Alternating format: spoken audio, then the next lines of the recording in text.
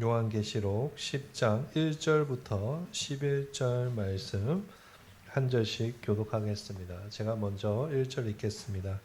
내가 또 보니 힘센 다른 천사가 구름을 입고 하늘에서 내려오는데 그 머리 위에 무지개가 있고 그 얼굴은 해 같고 그 발은 불기둥 같으며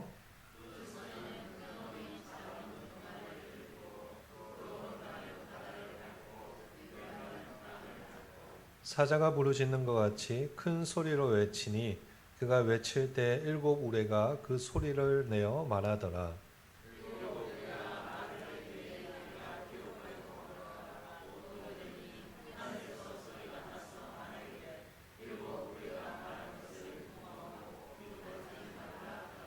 내가 본 바 바다와 땅을 밟고 서 있는 천사가 하늘을 향하여 오른손을 들고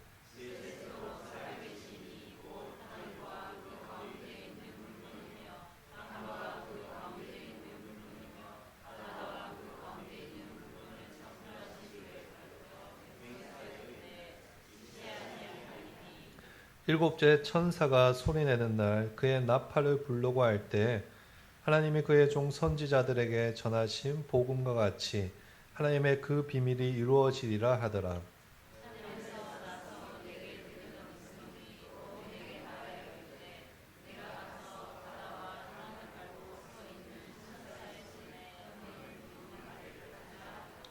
내가 천사에게 나아가 작은 두루마리를 달라 한즉 천사가 이르되 갖다 먹어버리라. 내 배에는 쓰나 내 입에는 꿀같이 달리라 하거늘.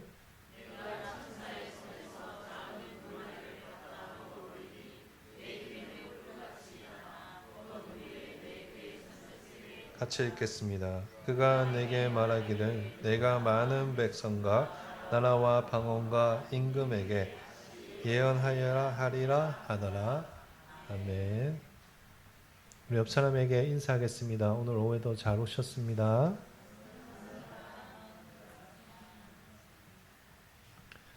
우리가 일곱 심판 시리즈 중에서 일곱 나팔 심판에 대해서 계속 살펴보고 있습니다. 지난주는 남전도의 헌신 예배로 말씀을 살펴보지 못했고 지지난주에 까지 우리가 말씀을 살펴보았습니다. 어디까지 우리가 말씀을 살펴보았는가 하면 여섯 번째 나팔 심판까지 말씀을 살펴보았습니다. 따라서 오늘은 이제 자연스럽게 순서가 어떻게 되는가 하면 일곱 번째 나팔 심판이 되어야 합니다. 그런데 여러분이 보시는 것과 같이 오늘 계시록 10장의 말씀은 일곱 번째 나팔 심판에 대한 말씀이 아닙니다. 10장 위에 보시면 소제목이 있지 않습니까? 거기 뭐라고 적혀 있습니까? 천사와 작은 책이라고 적혀 있습니다. 이처럼 계시록 10장의 말씀은 무엇에 관한 것인가 하면 천사와 작은 책에 관한 말씀입니다. 그렇다면 일곱 번째 나팔 심판은 언제 등장할까요? 11장 15절에 가서 그때서야 등장합니다. 따라서 우리가 읽은 10장 1절부터 11장 4절까지의 말씀은 여섯 번째 나팔 심판과 일곱 번째 나팔 심판 그 중간에 끼어 있는 말씀이라고 할 수 있습니다. 그런데 사실 이러한 구조의 말씀은 우리가 처음 보는 것이 아닙니다. 앞에서 일곱인 심판에 대해서 말씀을 나누었을 때도 이런 구조를 본 적이 있습니다. 여섯 번째 인이 끝나고 마지막 일곱째 인을 떼기 전에 그 사이에 독특한 사건을 기록하고 있었습니다. 무슨 사건이었습니까? 하나님께서 인 치신 14만 3천? 6천? 4천. 14만 4천에 아무도 능히 셀 수 없는 큰 무리가 구원하심이 보좌에 앉으신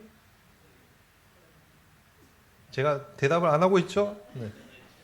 어린 양과 우리 하나님과 어린 양께 있도다 이렇게 찬양을 했었죠.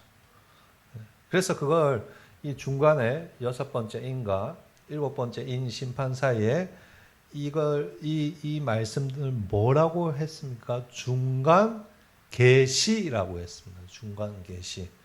중간에 끼어 있는 특별한 계시라는 말씀입니다. 마찬가지로 오늘 계시록 10장 역시 중간 계시라고 합니다. 6번째 나팔 심판이 끝나고 7번째 나팔 심판이 시작하기 전에 이를 기록한 특별한 중간 계시라고 합니다. 그렇다면 7 나팔 심판이 시작하기 전에 기록된 이 중간 계시의 내용은 무엇인가? 아까 우리가 소제목에서 읽은 것과 같이 천사와 작은 책에 관한 내용입니다. 10장엔 어떠한 천사가 등장하고 그 천사가 주는 두루마리에 대해서 기록하고 있는 장인데 크게 세 부분으로 나눌 수 있습니다. 첫 번째 부분은 1절에서 2절로 어떤 천사에 대해서 소개하는 것이고, 두 번째 부분은 3절에서 7절로서 이 천사가 선포하는 것과 어떤 활동을 하는지에 대해서 기록하고 있고, 또 마지막은 8절부터 11절로서 요한이 그 두루마기를 먹는 장면을 기록하고 있습니다. 가장 먼저 우리 도입 부분 1절과 2절 말씀을 보도록 하겠습니다. 제가 읽겠습니다. 내가 또 보니 힘센 다른 천사가 구름을 입고 하늘에서 내려오는데 그 머리 위에 무지개가 있고 그 얼굴은 해 같고 그 발은 불기둥 같으며 그 손에는 펴놓인 작은 두루마리를 들고 그 오른발은 바다를 밟고 왼발은 땅을 밟고, 여기 보시면 누가 등장하는가 하면 힘센 천사가 등장합니다. 이 힘센 천사는 지금까지 나팔을 불기 위해서 등장하는 천사와는 많이 다른 천사입니다. 요한은 천사 앞에 힘센이라는 형용사를 사용해서 이 천사가 다른 천사들보다 훨씬 권위가 있고 능력이 있는 천사라는 것을 알려주고 있습니다. 1절과 2절에서 보는 것과 같이 이 힘센 천사가 일반 천사와는 너무나 다릅니다. 구름을 입고 있습니다. 또 머리 위에 뭐가 있죠? 무지개가 있습니다. 또 얼굴은 해 같고 그 발은 불기둥 같고 한 발 한 발이 땅을 밟고 바다를 밟고 있습니다. 이러한 묘사는 계시록 1장에 나오는 예수님의 묘사와 많은 부분에서 매우 흡사합니다. 그래서 어떤 분들은 이 힘센 천사가 그리스도라고 주장하기도 합니다. 우리 합신의 1대 원장이시고 합신의 정신적인 중요한 시작이 되시는 박윤선 목사님도 이 힘센 천사가 그리스도라고 주장합니다. 그러나 최근에 와서는 그러한 주장을 거의 따르지 않습니다. 왜냐하면 이 천사를 향해 쓰인 다른이라는 헬라어 표현 때문입니다. 맞죠? 1절에 다른 힘센 천사라고 되어 있잖아요. 이 다른이라는 헬라어가 전혀 다른 존재를 설명할 때 쓰는 용어가 아니라 같은 종류 중에서 다른 것을 설명할 때 쓰이는 말입니다. 예를 들어서 우리 예배당 위를 보시면 이 위에 뭐가 달려 있습니까? 지금 에어컨이 달려 있습니다. 그리고 제 이 앞에 이 설교 강대상 오른쪽 밑과 왼쪽 밑에는 뭐가 있습니까? 선풍기가 있습니다. 이 에어컨과 선풍기는 같은 물건입니까? 서로 다른 물건입니다. 에어컨을 향해서 선풍기라고 하지 않습니다. 맞죠? 이걸 향해서 에어컨이 틀어져 있네 이렇게 말하지 않습니다. 마찬가지로 요한이 다른 천사라고 하는데 이것은 천사를 다른 종류의 천사를 가리키는 것이지 예수님을 가리키는 것이 아닙니다. 예수님을 가리키는 것이라면 다른이라는 표현을 쓰면 안 됩니다. 그럼 이 예수님이 천사가 되어버리기 때문입니다. 따라서 이 본문에 등장하는 천사는 예수님이 아닙니다. 그래서 이제 어떤 분들은 이 천사에 대해서 뭐라고 하는가 하면 이 천사가 미가엘이나 가브리엘 같이 매우 높은, 천국에서 제일 높은 직급의 천사일 것이라고 추정합니다. 그러나 여러분, 그러한 추정도 사실은 어떤 부분에서는 위험하다고 할 수 있습니다. 왜냐하면 이 천사가 누구인지에 대해서 어느 곳에서도 분명하게 말해주고 있지 않고 힌트가 없기 때문입니다. 따라서 이 천사가 누구일 것이라고 함부로 예측하기보다는 그냥 천사들 중에서도 하나님으로부터 신적인 권한을 위임받은 뛰어난 천사 정도로 이해하는 것이 가장 안전한 해석이라고 저는 생각합니다. 다른 천사들과 달리 매우 높은 위치에 있는 천사이고 또 하나님으로부터 특수한 신적인 권한을 받아 어떤 역할을 하는 천사입니다. 그런데 이 천사에게 여러분 무엇이 있는가 하면 본문에 기록된 것 같이 작은 두루마리가 있습니다. 2절에 기록된 것 같이 그 손에 뭐가 있죠? 작은 두루마리를 들고 있습니다. 이 두루마리는 무엇일까요? 사실 우리가 예전에 두루마리에 대해서 한번 살펴본 적이 있습니다. 계시록 5장에서 우리가 살펴봤습니다. 7인으로 봉인된 두루마기를 살펴보았습니다. 기억이 나시나요? 저만 기억하고 있는 것 같네요. 하나님의 오른손에 7인으로 봉인된 두루마기가 있었습니다. 이 두루마리가 무엇에 관한 내용이었습니까? 하나님의 구원 계획이 담겨져 있는 두루마리였습니다. 제가 군대 이야기를 하면서 그때 설교를 했잖아요. 군대에서 제가 행정병 할 때 비밀 문서 이렇게 들고 다니는 이야기. 그 두루마리, 그러니까 이 7인의 안에 하나님의 마지막 때 비밀 계획이 다 들어있는 두루마리가 있었는데 이때 천사가 등장해서 이걸 누가 열 수 있겠는가라고 질문을 하였고 아무도 우주 만물 어디에도 이걸 열 수 있는 사람이 없어서 요한이 슬퍼하면서 막 울었습니다. 그때 누가 등장했는가 하면 어린 양이 등장하였고 그 어린 양으로 인해서 7인이 하나씩 떼어지면서 두루마리가 다 열렸습니다. 지금 오늘 우리가 보는 이 본문의 천사의 손에 있는 두루마리가 이 두루마리입니다. 여러분 2절에 보시면 천사가 이 두루마리 가진 이 두루마리에 대해서 뭐라고 표현하고 있습니까? 펼쳐져 있다라고 표현하고 있습니다. 그러니까 정리하자면 어린 양으로 인해서 펼쳐진 그 두루마리가 하나님께서 임명하신 힘센 천사에게 이제 주어졌고 그래서 천사의 손에 이제 두루마리가 있는 것입니다. 이어서 우리 3절 4절 말씀 같이 한번 읽어보겠습니다. 사자가 부르짖는 것 같이 큰 소리로 외치니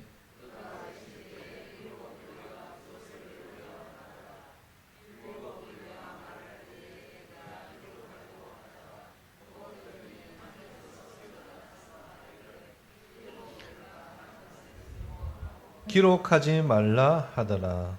아멘. 여기 보시면 이 천사가 무엇을 하는가 하니 사자가 부르짖는 것 같이 큰 소리로 외칩니다.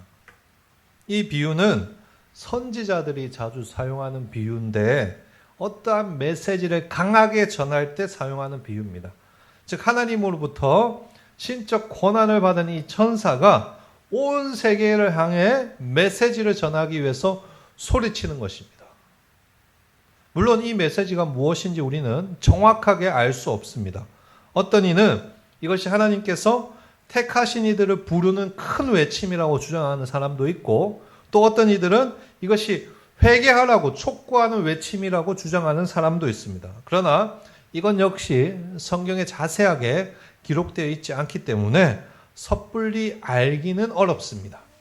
어쨌든 중요한 것은 이 천사가 큰 소리로 외치니까 곧이어서 어떤 현상이 일어났는가입니다. 7 우레 소리가 들렸다는 것입니다. 이 7 우레 소리는 단순히 천둥 소리를 의미하는 것이 아닙니다. 4절에 보시면 요한이 이 소리를 받아 적으려고 하지 않습니까? 그러니까 이 소리는 하나님께서 무엇인가를 말씀하시는 소리입니다. 출애굽기나 시편 같은 것에 가서 보시면 하나님의 음성을 뭐라고 표현합니까? 우레소리라고 표현합니다. 우레가 하나님의 분명한 메시지를 전달하는 수단으로 우레소리가 사용된 것입니다. 그러니까 정리하자면 먼저 천사가 온 세상을 향해서 무엇인가를 외쳤고 그 외침으로 인해서 하늘에서 우레를 통해 하나님의 어떤 음성을 들었다는 것입니다. 그렇다면 그 음성이 무엇일까요? 모릅니다, 여러분. 다만 분명한 것은 그래서 계시록이 힘들죠. 몰라요. 다만 분명한 것은 4절에 기록된 것처럼 요한이 그 소리를 듣고 이건 적어야 되겠다 싶어서 듣고자 기록한 것입니다. 듣고 이제 기록한 것이죠. 이것을 보았을 때 분명히 이 음성은 요한의 관심을 끌만한 독특한 메시지였지 않았을까 추측할 수 있습니다. 그러나 하나님께서는 요한에게 뭐라고 명령하시는가 하면 그 소리들을 임봉하고 기록하지 말라고 말씀하십니다. 여기서 임봉하라는 말은 비밀로 하라는 뜻입니다. 그러니까 네가 들은 음성을 너만 알고 다른 이에게 알리지 말라는 것입니다. 그래서 우리는 이 음성이 무엇인지 모릅니다.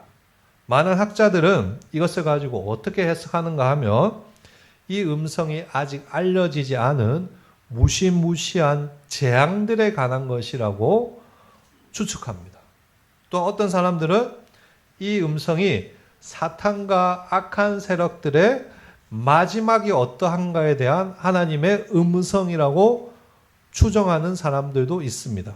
그러나 어쨌든 중요한 것은 이 음성은 감추어져 있는 음성이고 마지막 때가 되면 반드시 이루어질 것이라는 사실은 확실합니다. 그것이 5절부터 7절 말씀입니다. 5절부터 7절에 보시면 천사가 이제 무엇을 하는지 보십시오. 하늘을 향하여 오른손을 듭니다. 이것은 유대 문화에서 맹세를 의미하는 행동입니다. 무엇을 맹세합니까? 세세토록 살아계시니 즉 하나님께서 준비하신 마지막 심판이 지체하지 않을 것을 맹세합니다. 7번째 나팔이 울림과 함께 하나님께서 망설임 없이 모든 것을 신속하게 진행할 것이라는 말씀입니다. 결국 천사의 이 맹세를 통해서 우리는 뭘 알 수 있는가? 하나님의 비밀의 심판에 대해서 알려지지 않았기 때문에 요한 너만 알라고 했기 때문에 우리는 알 수 없지만 그것이 정한 때가 되면 반드시 신속하게 빠짐없이 이루어진다는 것은 확실합니다. 아까 요한에게 하나님께서 비밀로 하신 것처럼 하나님은 우리에게 드러내 알리신 것도 있고 알리지 않은 것도 있습니다. 그러나 이러한 숨겨진 계시 앞에 우리가 그것을 억지로 풀려고 하거나 그것을 알려고 할 필요는 없습니다. 요한이 들은 음성이 무엇인지 알 수는 없지만 이 음성은 반드시 하나님의 때가 됐을 때 응답될 것이고 거기에는 하나님의 선하신 뜻이 담겨져 있다는 것을 우리는 믿고 기다려야 하는 것입니다. 이게 중요합니다. 여러분, 마지막 때에 대해서 우리 교회가 하나님의 계시를 온전히 100% 알 수 있다는 것은 잘못된 것입니다. 알 수 없습니다. 그 크신 전능하신 하나님의 그 마지막 때 하나님의 계획을 우리 교회가 100% 알 수 없습니다. 아는 것까지만 알 수 있습니다. 그러나 우리에게는 확실한 확신이 있습니다. 무슨 확신이 있습니까? 하나님의 이 마지막 때의 구원의 계획은 우리를 향한 계획이고 이 마지막 때에 이 하나님의 뜻하신 바들이 계시가 이루어지면서 우리는 하나님이 이 세상을 심판하시고 승리하신다는 것을 알 수 있는 것입니다. 그래서 우리는 이 계시가 무엇인지 억지로 풀려 하지 말고 이것을 믿고 기다려야 하는 것입니다. 그것이 하나님의 마지막 때를 살아가는 그리스도인들의 자세입니다. 우리가 오히려 관심을 가져야 할 것은 8절부터 11절 말씀입니다. 우리 박수 한번 칠까요? 박수 한번 시작. 네, 잠에서 깨시죠? 네, 다들 자고 계신데, 네, 잠에서 깨시고. 박수 한 번만 더 칠까요? 한 번 시작! 네, 좋습니다. 8절부터 11절이 제일 중요합니다. 여기 보시면 하나님께서 요한에게 무엇을 명령하시는가 하면 천사에게 가서 두루마리를 가지라고 하십니다. 맞죠? 그리고 요한이 그 하나님의 말씀에 순종하여 천사에게 가서 두루마리를 달라고 합니다. 그런데 오늘 보시면 천사가 갑자기 엉뚱한 이야기를 합니다. 뭐라고 합니까? 두루마리를 가져가서 어떻게 하라고요? 집에 숨겨놔라 했나요? 먹으라고 합니다. 왜 두루마리를 먹으라고 했을까요? 이것을 알기 위해서 에스겔 말씀을 여러분 생각해 보아야 됩니다. 성경에 보면 요한과 같이 이미 요한보다 먼저 두루마리를 먹은 사람이 한 명 등장합니다. 그 사람이 누구인가요? 에스겔입니다, 여러분. 에스겔, 선지자 에스겔. 에스겔 2장과 3장에 가면 하나님께서 환상 중에 나타나셔서 선지자 에스겔에게 두루마리를 먹으라고 하십니다.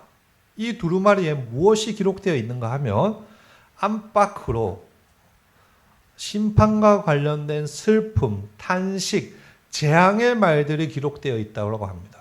하나님은 그것을 에스겔에게 먹으라고 하십니다. 그래서 에스겔은 자발적으로 그것을 먹음으로써 순종하였습니다. 그때 하나님이 에스겔에게 뭐라고 하십니까? 이스라엘 족속에게 가서 너가 먹은 그 하나님의 말씀을 선포하라고 명령하십니다. 따라서 에스겔이 두루마리를 먹은 것은 하나님의 심판 메시지를 선포하는 선지자의 사명을 순종으로 받아들이고 그것을 하라는 것입니다. 맞죠? 마찬가지로 요한에게 두루마리를 먹으라고 하신 것은 하나님께서 에스겔에게 하셨듯이 선지자의 역할을 감당하라는 것입니다.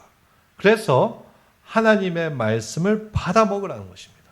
그런데 이 두루마리의 맛이 어떻습니까? 입에는 꿀같이 다나 배에는 어떻습니까? 쓰게 되어 버렸다라고 오늘 본문 말씀이 강조합니다.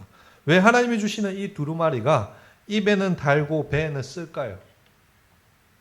마지막 시기에 일어날 이 하나님의 심판에 대한 이 구원에 관한 이야기를 듣고 깨닫는 것은 영광스럽고 즐거운 일이지만 동시에 세상 사람들에게 닥칠 그 재앙들과 심판의 내용들에 대해서 생각할 때는 근심이 되고 괴로운 것입니다. 그래서 어떻게 합니까? 전해야 되는 것입니다. 11절 말씀 보실까요? 11절 보실까요? 저가 내게 말하기를 내가 많은 백성과 나라와 방언과 임금에게 다시 예언하여야 하리라 하더라.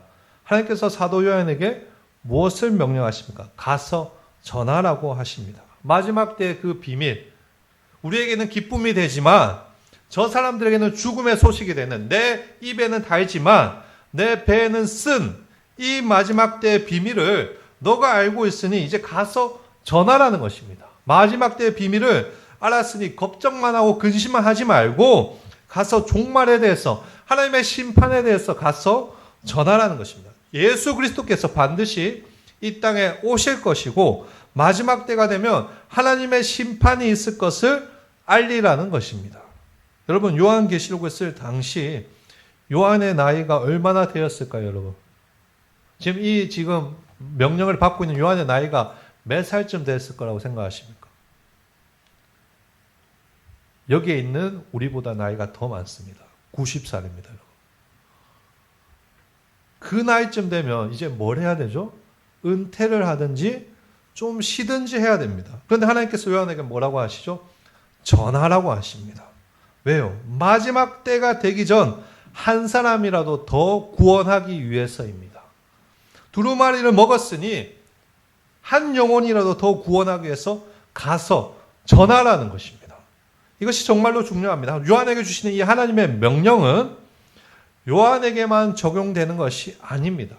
우리 모두에게 주어진 명령입니다. 여러분, 하나님께서 요한에게 마지막 때의 비밀을 알려주신 것처럼 우리에게도 마지막 때의 말씀인 이 요한계시록을 주셨습니다. 우리가 주일 오후마다 요한계시록 말씀을 살펴보고 있습니다. 하나님이 모든 것을 심판하시고 하나님이 결국에 승리하신다는 이 말씀이 우리를 기쁘게 하고 즐겁게 하고 예수 그리스도 오심을 기대하게 합니다. 그러나 그 소식 앞에서 내가 사랑하는 사람들이 심판을 받고 눈물이 흘릴 것이고 이 세상이 없어질 것이라는 생각을 하면 마음이 아프고 근심이 됩니다. 그러니 우리 역시 어떻게 해야 되는가?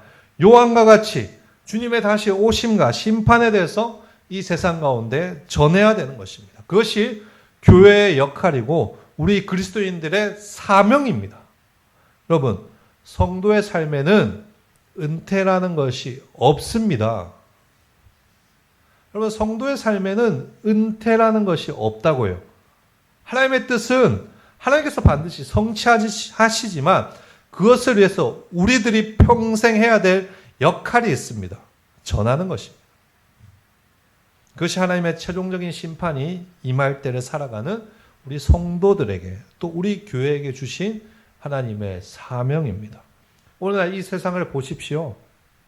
엉망진창입니다. 전쟁으로 인해서 혼란스럽고 또 사회적으로도 난리가 아닙니다.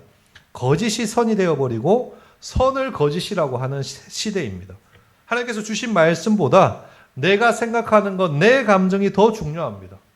하나님이 분명히 동성애는 죄라고 이야기하는데도 수많은 젊은 목사들이 괜찮다라고 합니다. 미쳤습니다. 40대 목사들 미쳤습니다. 50대 목사들 제정신 아닙니다. 이런 시대 가운데 우리가 정말 시대가 마지막 때가 다 됐구나. 주님 오실 때가 얼마 안 남았다. 이 마지막 시대 정말 우리가 복음을 전하는 교회 그리스도인이 되어야 됩니다.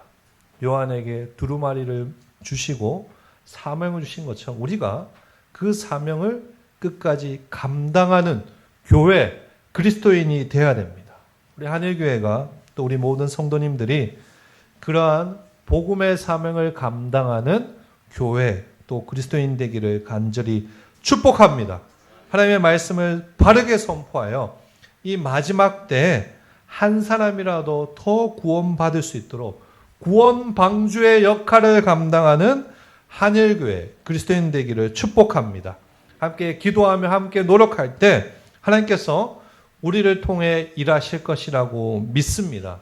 그러니 포기하지 마시고 앞으로도 하나님이 주신 이 복음의 사명을 함께 감당하고 이 시대 가운데 한 사람이라도 더 구원하기 위해서 아브라함의 마음으로 에스겔의 마음으로 사도 요한의 마음으로 말씀을 전하고 전도할 수 있는 그런 우리 한일교회 모든 그리스도인 되시기를 주님의 이름으로 축복합니다.